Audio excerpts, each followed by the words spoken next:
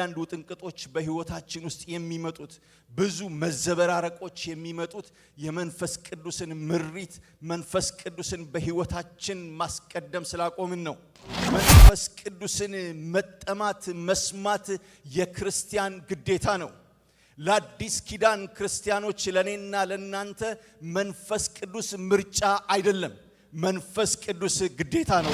መንፈስ ቅዱስ መሞላት በመንፈስ ቅዱስ መጠመቅ በመጽሐፍ ቅዱስ ውስጥ የተነገረ የተሰጠን የተስፋ ቃላችን ነው። ነገር ግን አጽናኙ ምን አደርጋለሁ እልክላችኋለሁ አለ።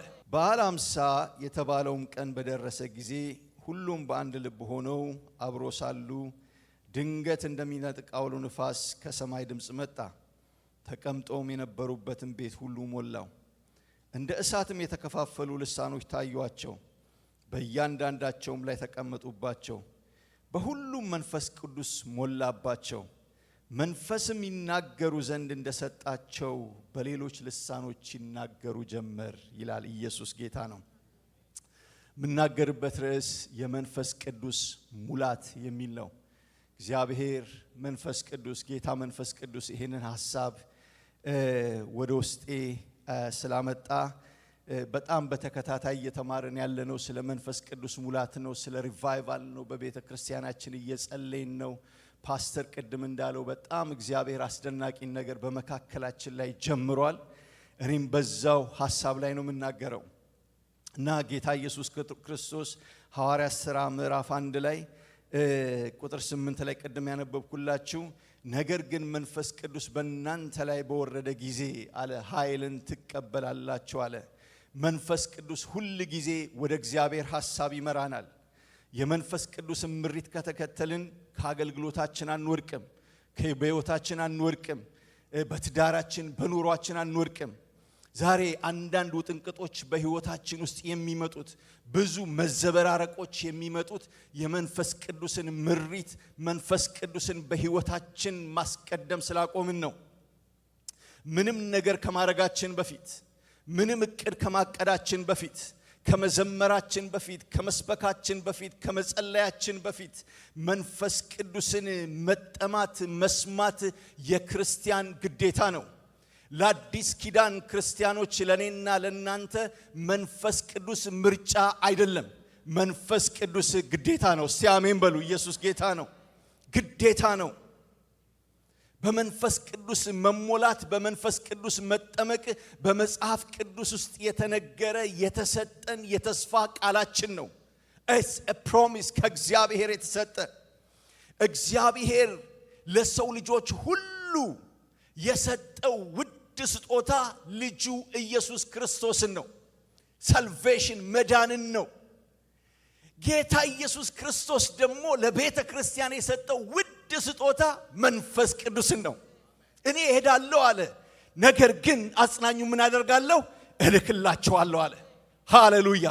ዛሬ ኤውላችሁ እግዚአብሔር አምላክ ተናግሮኛል፣ ይነካናል፣ ይዳስሰናል።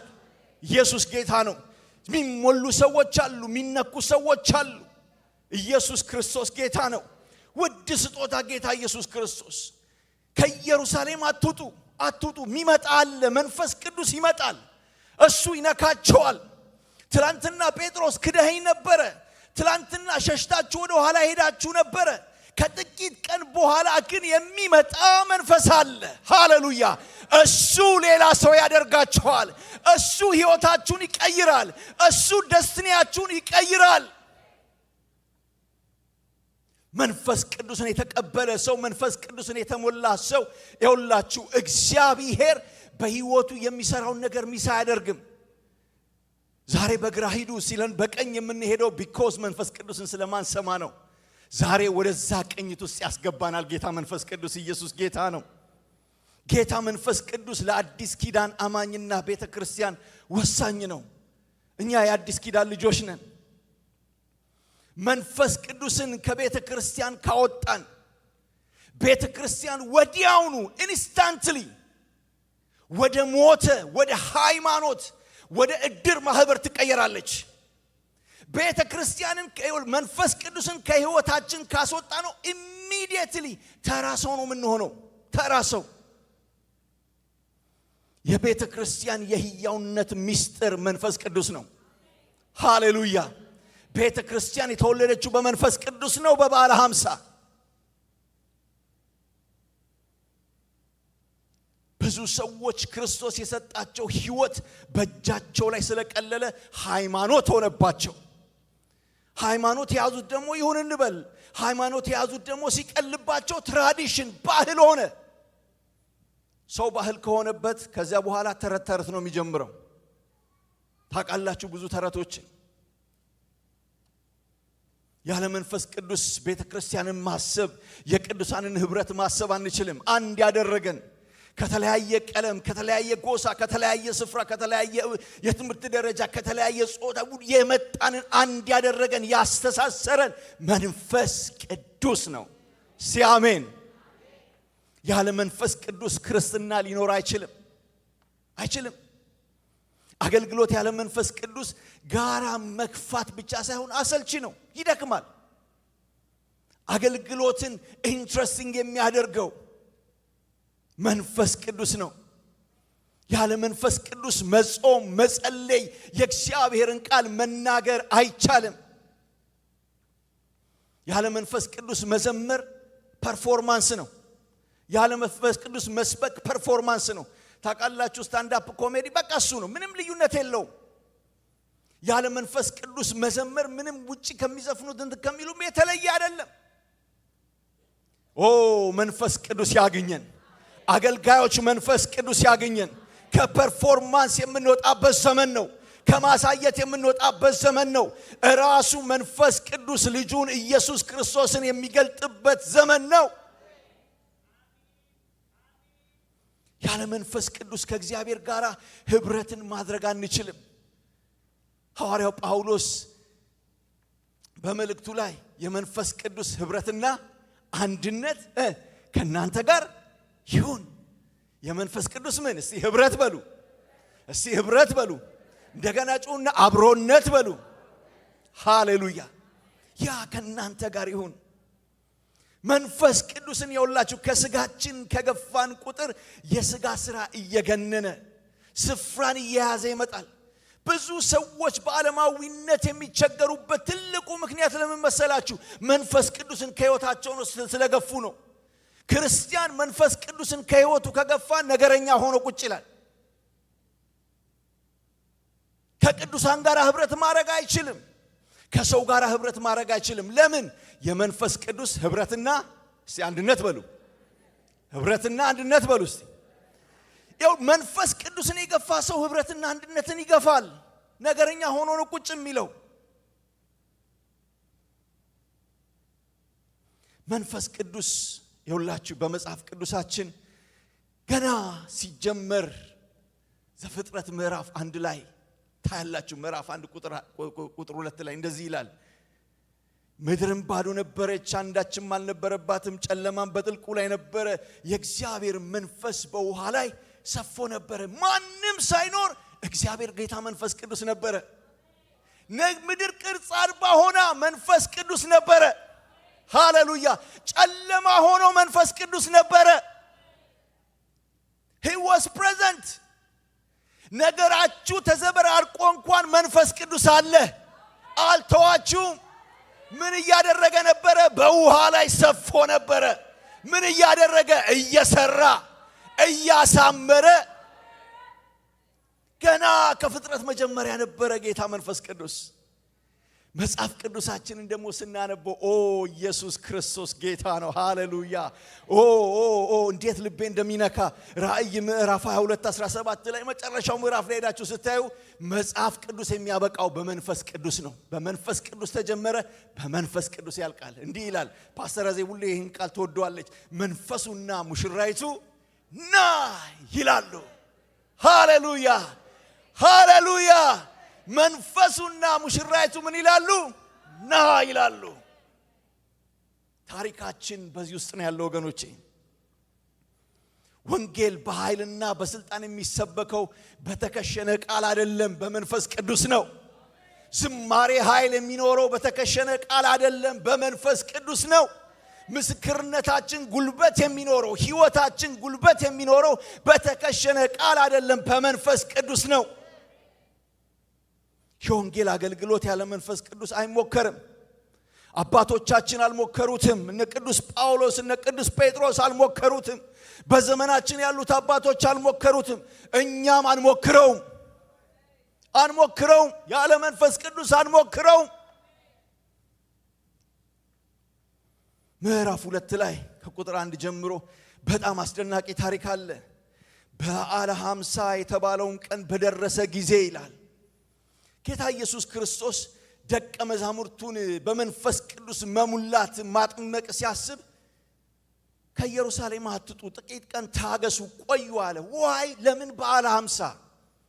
ለምን ያንን ቀን መረጠ? ያንን ሳጥና ነበር። ለምን ያንን ቀን መረጠ? ጥቂት ነገሮችን እነግራችኋለሁ። ምክንያቱም ያ በጣም ስለ መንፈስ ቅዱስ በደንብ እንድንረዳ ያደርገናል። ለምን በዓለ ሃምሳን መረጠ? ልክ ሲያርግ እስከ ምድር ዳርቻ ምስክሮች ትሆናላችሁ ሲል እፍ ብሎ ለምን አልሰጣቸውም? why he waited? ለምን ጠበቀ? ለምን 10 ቀን ጠበቀ? ካረገ በኋላ አይሁዳውያን መጽሐፍ ቅዱሳችንን ስናጠና ወደ 7 የሚጠጉ ትራዲሽናል በዓሎች አላቸው። መጽሐፍ ቅዱስን ስታይ ፋሲካ በዓል አለ፣ ቂጣ በዓል አለ፣ የበኩራት በዓለ ሃምሳ፣ የመለከት የፍርድ በዓል ዴይ ኦፍ አቶንመንት የሚባለው አለ እና ከነኛ ሁሉ በዓላት መካከል በጣም 3 ወሳኝ የሆኑ የክርስቶስ ኢየሱስን ሞትና ትንሣኤን የሚያሳዩ የመንፈስ ቅዱስን መውረድ የሚያሳዩ 3 ነገሮች አሳያቸዋለሁ ስቶሪካሊ። አንደኛው የፋሲካ በዓል ነው። the feast of passover ማለት ያ ዘጸአት ምዕራፍ 22 ላይ የተጀመረ በዓል ነው።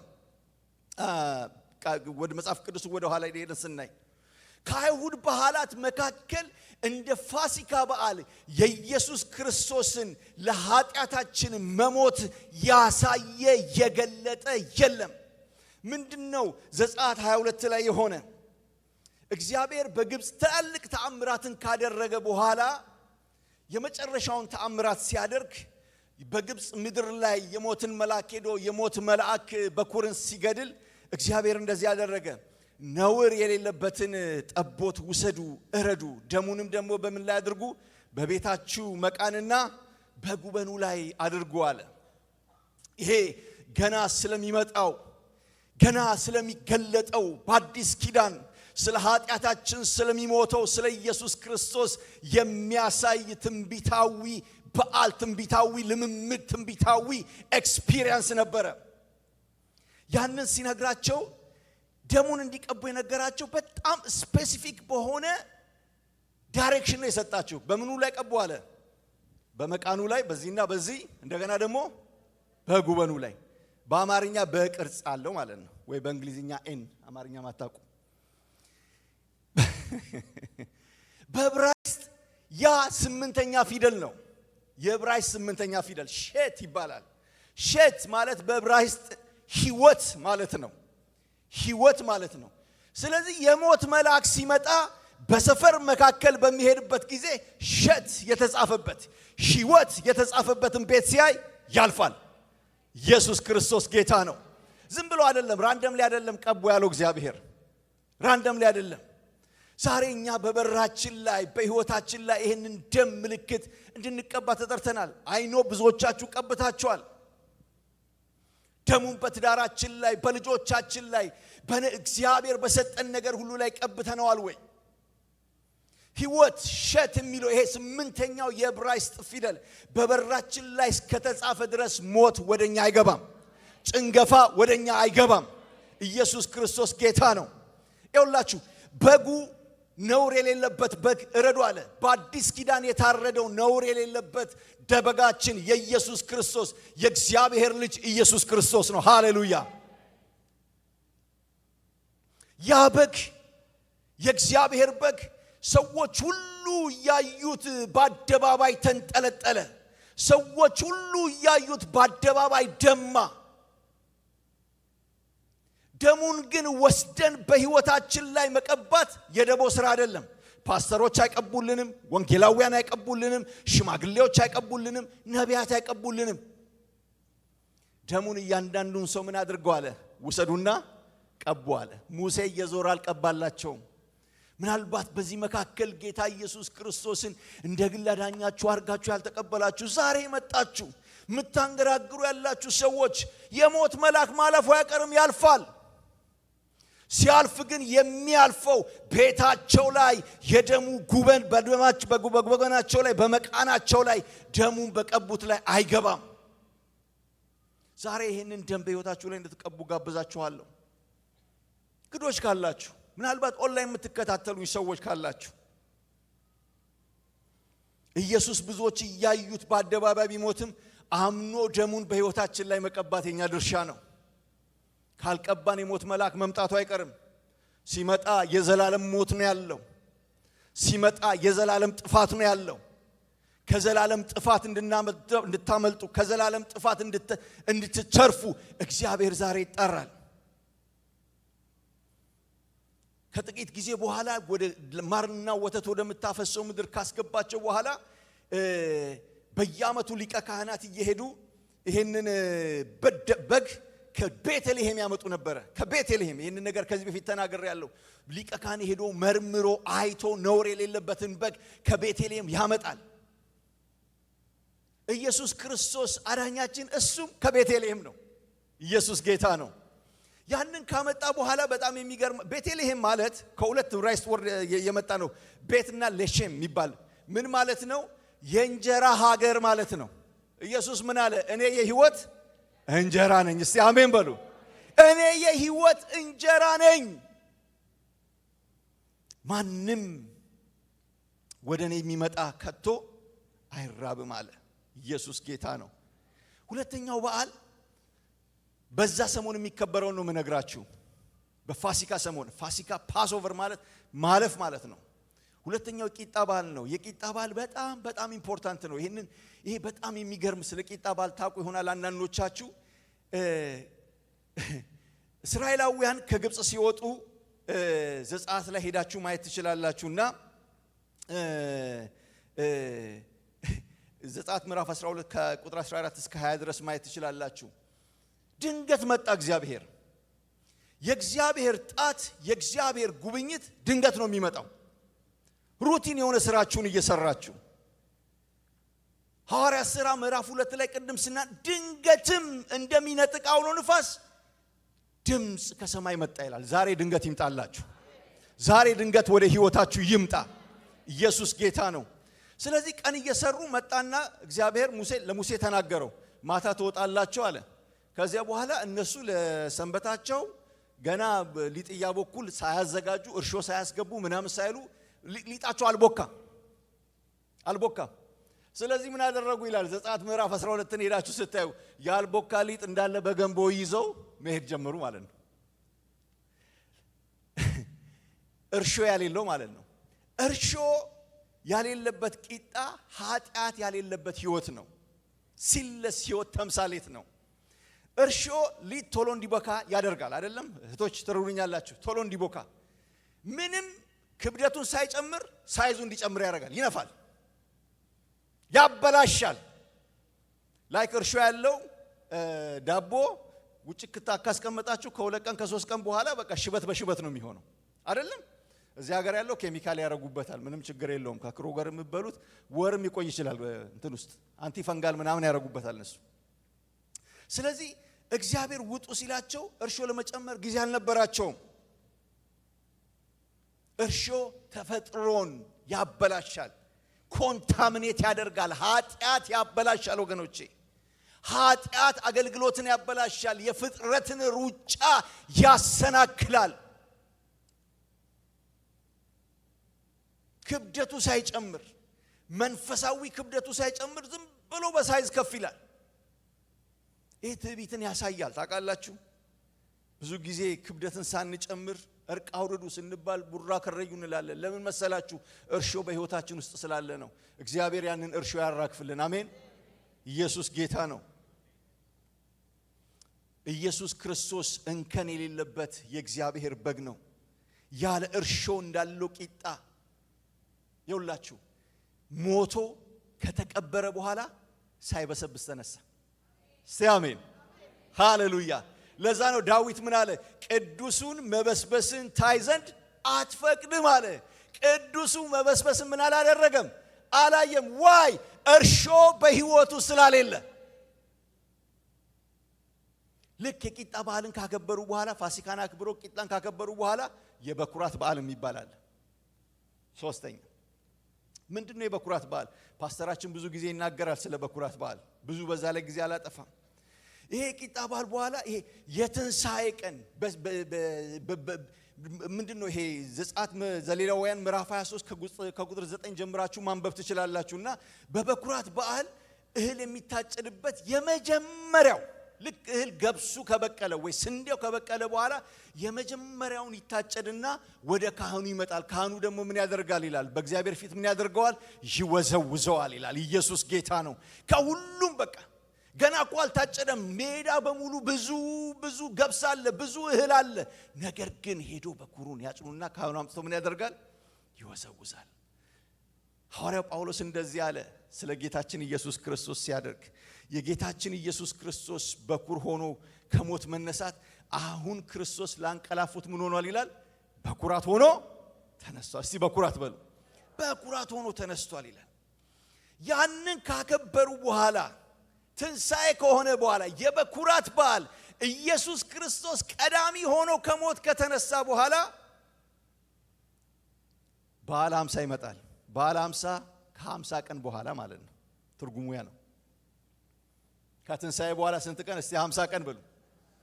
50 ቀን በዓለ ሃምሳ ከበኩራት በኋላ ከ50 ቀን በኋላ የሚመጣ ነው። በሌላ አነጋገር ኢየሱስ ክርስቶስ ከሞት ከተነሳ በኋላ ከስንት ቀን በኋላ ማለት ነው? ከ50 ቀን በኋላ። ለዛ ነው በበዓለ ሃምሳ የምንለው። ዛሬ በዓለ ሃምሳ ይሁንልን። ኢየሱስ ጌታ ነው። ሃሌሉያ።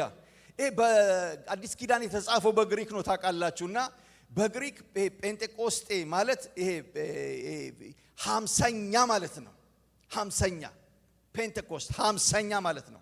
50 ማለት ነው። አንዳንድ ሰዎች እኛን ጴንጤ ብሎ ይሰድቡናል። ማሸማቀቅ ይመስላቸዋል፣ ስድብ ይመስላቸዋል። ጴንጤ ማለት በበዓለ ሃምሳ ቀን እዛ የነበረ ማለት ነው። ሲአሜን። ጴንጤ ማለት በበዓለ ሃምሳ ቀን እሳት የወረደበት ማለት ነው። ጴንጤ ማለት መንፈስ ቅዱስን የተቀበለ ማለት ነው። ጴንጤ ማለት ሐዋርያው ቅዱስ ጴጥሮስ ማለት ነው። ጴንጤ ማለት ዮሐንስ ማለት ነው። ጴንጤ ማለት እነ ማቴዎስ ማለት ነው። ጴንጤ ማለት እነ ድንግል ማርያም ማለት ነው። ኢየሱስ ጌታ ነው። መንፈስ ቅዱስ ሲወርድ እዛ የነበሩ ሃሌሉያ፣ በአዲስ ልሳን የተናገሩ መንፈስ ቅዱስን የተቀበሉ ጴንጤ ማለት ያ ነው። ሰዎች የሰደቡን ይመስሏቸው። ኖ እስቲ እኔ ጴንጤ ነኝ በሉ። እስቲ እኔ ጴንጤ ነኝ በሉ። መንፈስ ቅዱስ ሲወርድ እዛ ነበርኩ በሉ።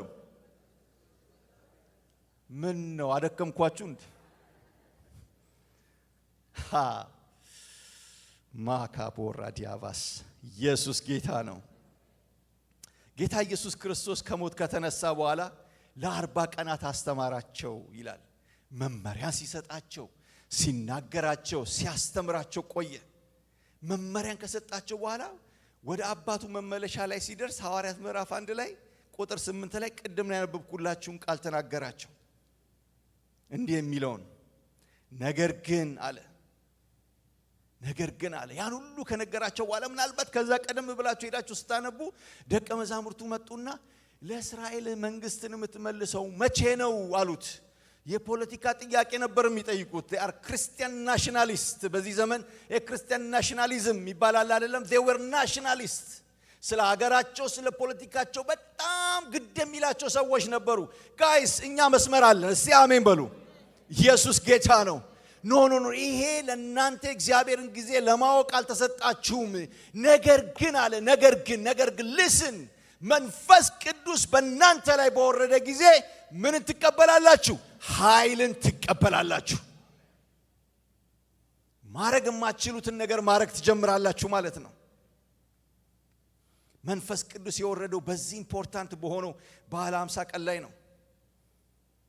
በዓለ ሃምሳ እግዚአብሔር እንዲያከብሩት ለእስራኤል የሰጣቸው በዓል ነው። እንደምታውቁት ልክ እንደ ቂጣ በዓል፣ ልክ እንደ በኩራት በዓል ዘሌዋውያን ምዕራፍ 23 15 22ን ማየት ትችላላችሁ።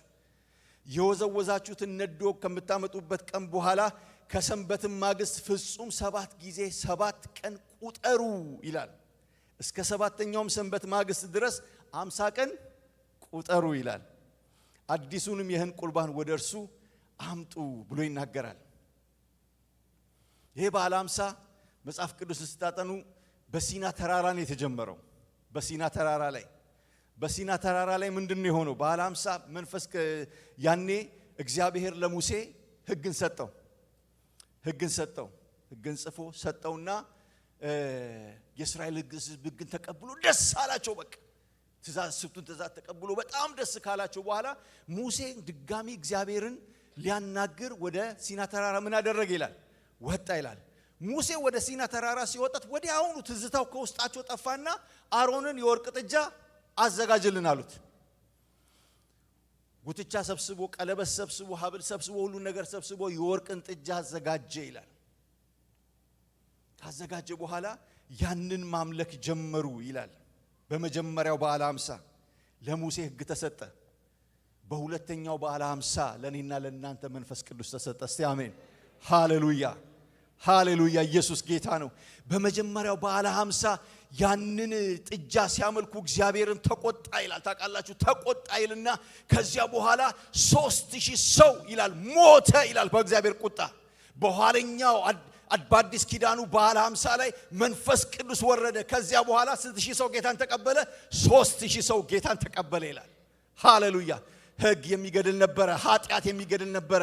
መንፈስ ቅዱስ ግን ሕይወትን የሚሰጥ ሆነ። ኢየሱስ ጌታ ነው። ሲአሜን ሃሌሉያ። ክብር ለኢየሱስ ይሁን። ከዚያም ቀን ይላል ሉቃስ 2:41 ላይ ሐዋርያት 2:41 ላይ ስታዩ ቃሉንም የተቀበሉ ተጠመቁ። በዚያም ቀን 3000 ያህል ሰው ነፍስ ምን ሆነ? ተጨመረ ይላል። መንፈስ ቅዱስ ሲወርድ ወገኖቼ መትረፍ ነው የሚሆነው፣ መኖር ነው የሚሆነው፣ መብዛት ነው የሚሆነው። ሃሌሉያ ሃሌሉያ። ኢየሱስ ክርስቶስ ጌታ ነው። የሕግ መሰጠት ሞትን ነው ያመጣው። ኃጢአተኝነታችንን አሳየ፣ ፍርድን አሳየ። የመንፈስ ቅዱስ መምጣት ግን ምህረትን አሳየ። ሃሌሉያ። አምላክም ሰው ሆነ ይላል ያለም ዮሐንስ ጸጋና እውነትን ተሞልቶ በየት አደረ? እስቲ በእኔ አደረ በሉ። በእኔ አደረ። ሃሌሉያ። በሕግ ጊዜ በውጭ ነበርን፣ በአዲስ ኪዳን ላይ ግን መንፈስ ቅዱስ በየት አደረ? በእኔና በእናንተ በሕይወታችን ውስጥ አደረ። የሕይወት መንፈስክ ከኃጢአት እስራት ነፃ ያወጣል። የመንፈስ ቅዱስ መውረድ ዲኖሚኔሽን አይደለም፣ ሃይማኖት አይደለም። It's a real experience. በእርግጥ የሆነ ልምምድ ነው። ዛሬ እኔና እናንተም የምንለማመደው ልምምድ ነው። ዛሬ መንፈስ ቅዱስ እኔና እናንተን የሚነካበት ጉልበት አለው፣ የሚነካበት እሳት አለው፣ የሚነካበት ጣት አለው።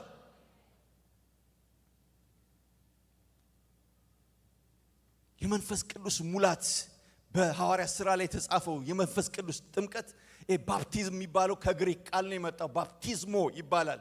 ባፕቲዝሞ ማለት በግሪክ በደንብ አዳምጡኝ። ጨርቅ ሲሰሩ ልብስ ሲሰሩ ግሪኮች ምንድነው የሚያደርጉት? ትልቅ ሳፋ አላቸው። ያ ትልቅ ሳፋ ከስሩ እሳት ይነዳል። ቀለም አለው። ይሄ ቀይ ቀለም አለ፣ አረንጓዴ አለ፣ ቢጫ አለ፣ ዋትኤቨር የምትፈልጉት ቀለም። ሸማኔዎች ልብሳቸውን ያመጡና እዛ በሚንተከተከው ቀለም ውስጥ ያስገቡታል። ልብሳቸው ነጭ ሆኖ የገባ አረንጓዴ ሆኖ ይወጣል። ከዛ ነው የመጣው ባፕቲዝሞ። ማንነቱን ኦሪጂናል ማንነቱን ለቆ የቀለሙ ማንነት ይዞ ይወጣል። መንፈስ ቅዱስ ስንሞላ፣ መንፈስ ቅዱስን ስንጠመቅ፣ መንፈስ ቅዱስ ሕይወታችን ውስጥ በሚገባበት ጊዜ ይኸውላችሁ ወደዚህ እሳት እንገባለን። ማንነታችንን ጥለን አዲሱ ማንነት እግዚአብሔር በእኔና በእናንተ ላይ የፈለገው ማንነት ይዘን እንወጣለን። እስቲ አሜን ሃሌሉያ። ያ ነው የመንፈስ ቅዱስ ጥምቀት። በመንፈስ ቅዱስ መጠመቅ በእግዚአብሔር እሳት መጠመቅ ነው። በእግዚአብሔር እሳት መሞላት ነው። ልክ ያ ቀለም ከጨርቁ ጋር እንደተዋሃደ እኛ ሕይወታችንን አሮጌ ማንነታችንን ትተን በእግዚአብሔር መንፈስ ሐሳብ ውስጥ እንወሰዳለን። በእግዚአብሔር መንፈስ ሐሳብ ውስጥ እንጠመቃለን።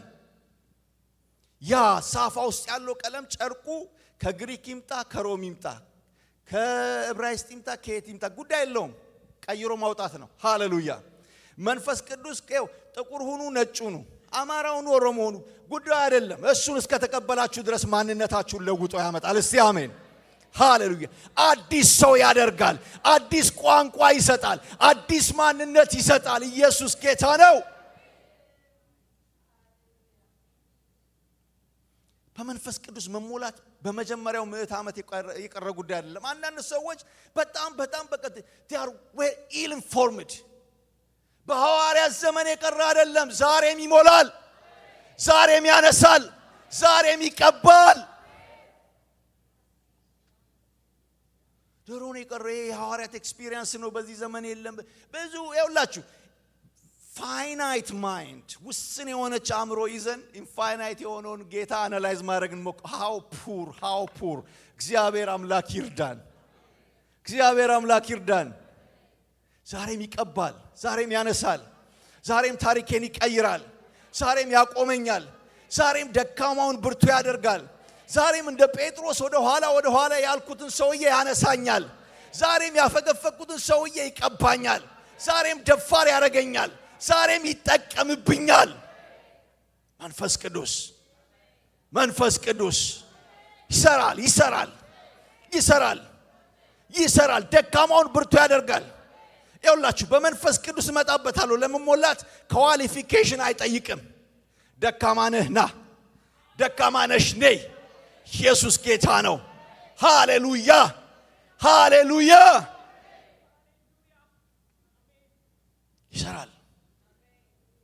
ይሰራል ዛሬም ለአገልግሎት ያዘጋጃል ግዴላችሁም ያዘጋጃል ይሰራል ዛሬም ታምራትን ይሰራል ዛሬም አይነ ስውርን ያበራል ዛሬም ሽባን ይተረትራል ዛሬም የሞተን ያስነሳል ዛሬም ያልጠበቅነውን ነገር ያደርጋል መንፈስ ቅዱስ ይሰራል አልደከመም ይሰራል ደካማውን አንተን ደካማውን ይጠቀማል አንቺን ደካማውን ይጠቀማል መንፈስ ቅዱስ ይሰራል he does ይሰራል አልጠቅምም በመንፈስ አልጠቅምም በቃ እኔ ላይክ አልጠቅምም የሚሉ ሰዎችን አያለው አልጠቅምም እኔ ምን ስፍራ ላይ በቃ አልጠቅምም የሚሉ በመንፈስ አያለው ትጠቅሚያለሽ መንፈስ ቅዱስ ሲሞላ መንፈስ ባፕቲዝሞ ሲሆን መነከር ሲሆን መሞላት ሲሆን ታሪክ ይቀየራል ከጥቂት ሳምንታት በፊት እኮ ጴጥሮስ እልም አድርጎ በገረድ ፊት ካደ ይላል እልም አድርጎ የት ነው ማቆም ምትዩን አላቆም ነው ወይ እንዴ ምን ነው የምታወሪው አንድ አይደለም 3 ጊዜ ቦታ እየቀያየራችሁ የጋዛችሁትን ጌታ በኃይልና በስልጣን ተሰብኩታላችሁ when መንፈስ ቅዱስ ያገኘን ሃሌሉያ በስራችን የካርነውን መንፈስ ቅዱስ ሲያገኘን በክብር እንቆማለን በድፍረት እንቆማለን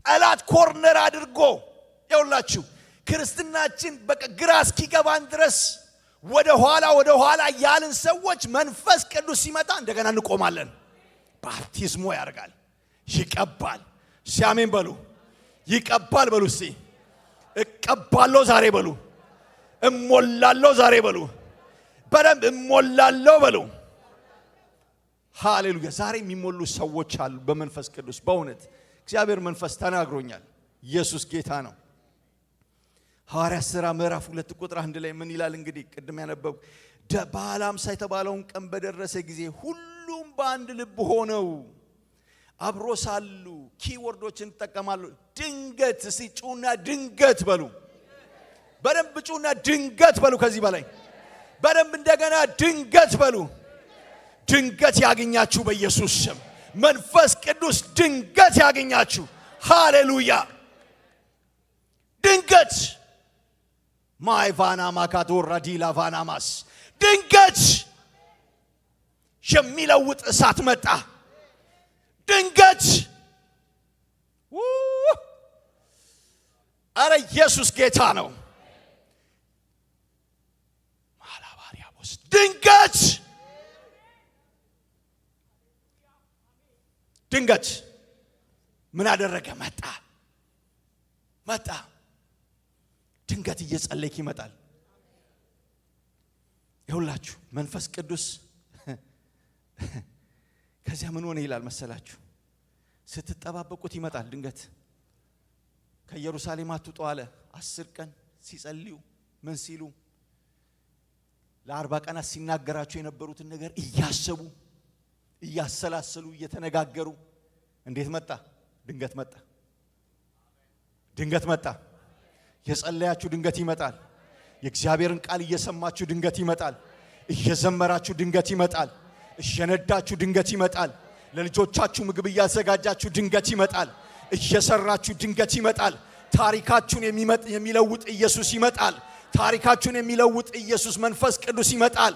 የአትላንታን ታሪክ የሚቀይር መንፈስ ቅዱስ ይመጣል። የኢትዮጵያውያንን ታሪክ የሚቀይር መንፈስ ቅዱስ ይመጣል። ድንገት ይመጣል።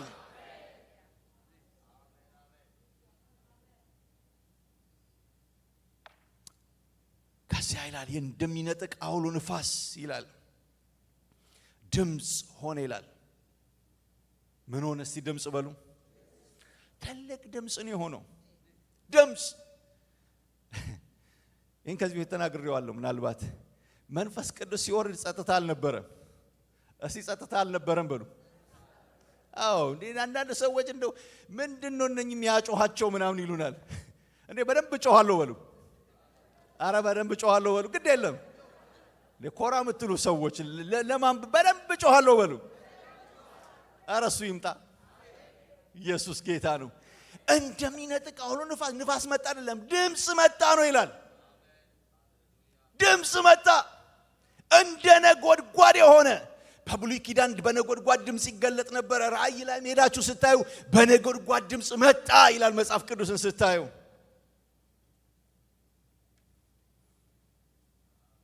ድምጽ እያሰማ ይምጣና እያስጮኸን ታሪካችንን ይቀይር። እውነቴን ነው የምላችሁ። እያስጮኸኝ አገልግሎቴን ይቀይር፣ ትዳሬን ይቀይር፣ ሁሉ ነገርን ይቀይር፣ ይፈውስ።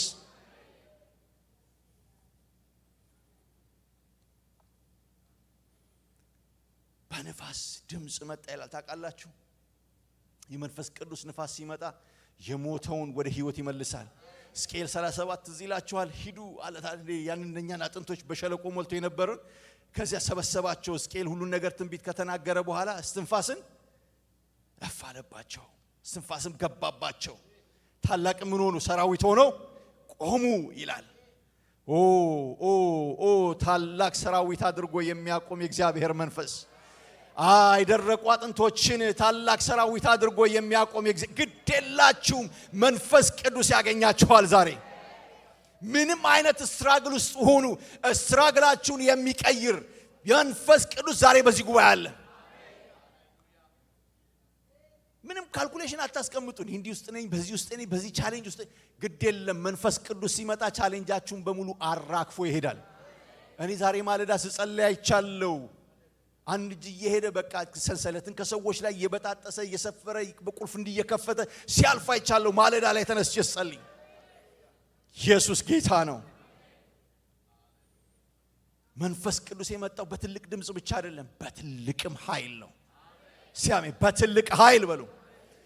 በትልቅ ኃይል ጴጥሮስ ከዚያ በኋላ ማድረግ ያልቻለውን ነገር አደረገ። ከ50 ቀን በፊት ጴጥሮስን ብታገኙት ኖሮ እንዲህ ምንድነው ጎራዴ ይዞ የሰው ጆሮ ነበር የሚቆርጠው። ኢየሱስ ሶሉሽን በቃ ቫዮለንስ ነበረ። አሁን ግን ቫዮለንስ ቀረ። ኢየሱስ ጌታ ነው። ዋይ መንፈስ ቅዱስ መጣ። ሃሌሉያ። መንፈስ ቅዱስ ሲመጣ ሶሉሽን ብላችሁ በእጃችሁ የያዛችሁትን ነገር ያስጠላችሁና የራሱን ሶሉሽን ያስታጥቃቸዋል።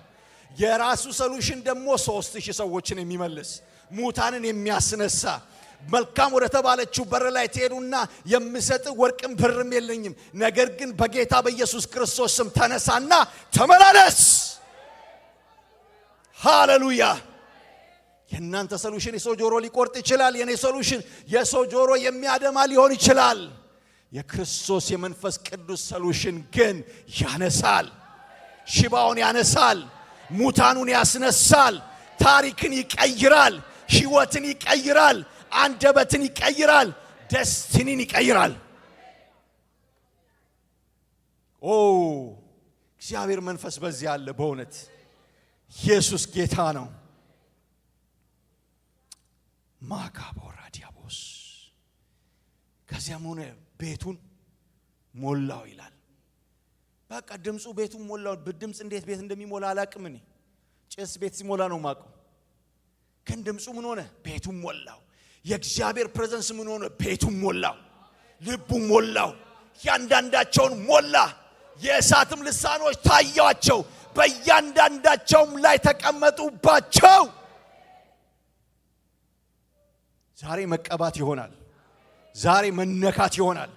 ዛሬ አዲስ ሰው ሆነን ከዚህ እንወጣለን። በእውነት በመንፈስ ቅዱስ ለመሞላት የተለየ ብቃት አያስፈልግም። you don't need any qualification። ቀደም ነግሬያቸዋለሁ። ጌታ ኢየሱስ ክርስቶስ ለቤተ ክርስቲያን የሰጠው ትልቁ ስጦታው መንፈስ ቅዱስ ይባላል። ስጦታ ነው። it's a gift። ስጦታ ነው። ስጦታ ነው። ስጦታ ነው። ስጦታ ነው። የተለየ ኳሊፊኬሽን ስጦታ ነው። ሰጠ ይላል። በቃ ወደ ላይ ምርኮ ማረከ ወደ ላይ። ከዚያ በኋላ ስጦታ ለልጆቹ ምን አደረገ? ሰጠ። እስቲ ሰጠ በሉ። ሰጠኝ በሉ። ሰጠኝ። በደንብ ጩና ሰጠኝ በሉ።